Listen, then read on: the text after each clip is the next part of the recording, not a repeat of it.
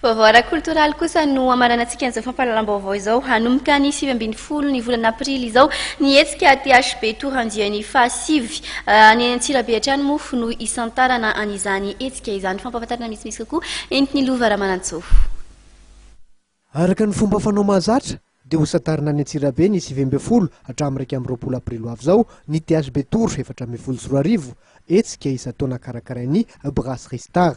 Maro dia maro ireo fandaharam-potoana hamendrika fialam-boly natoka ampikarakara ho an'ireo mpilanonana amin'ny andian'ny fahasivy amin'ny THB Tour ity. Eo amin'ny Devoangar ny 20 aprily kosa izy le grand carnaval anokafantsika an'le hetsika zany izay ahafahan'ny tsirairay mandray anjara zany maimaimpoana ka ny loka azo amin'ny grand carnaval io dia vola 10 hetsy sy 3 hetsy ho amin'ny voalo sy faharoa dia déguisement sy resaka chorégraphie na danse zany ny catégorisena an'le izy.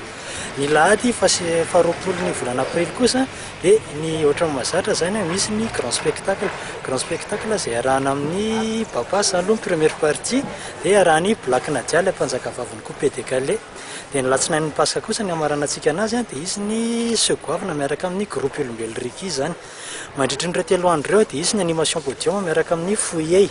Dia eo amin'ny toerana moa zany dia ohatran'ireny THB Tour rehetra ireny misy ny stand misy zato eo zany hivarotra zava-pisotro sy tara rehetra ireo vokatra THB hivarotra tsakitsaky koa ahafahan'ny tsirairay mialaitaita sy manala ny hoanana moa zany. Dia tsy diso anjara koa ny ankizy amin'ny fotoana satria misy ny fête foraine zany dia izy koa ny espace terrasse zay ary amin'ny deuxième partie ensuite zany manio la zay tsy te ary amin'ny fety be fa te akakalma aty amin'ny sisisiny zany. Raha toka mahatratra 5 alina sy hira hetsy nisan'ireo mpilanonana nanatrika ny THB Tour Antsirabe tamin'ny taondasa dia maherin'izay kosa no eritreretin'ny Brasserie Star ho tratrarina amin'ity andian'ny fahasivy amin'ny THB Tour izay atao any Antsirabe ity.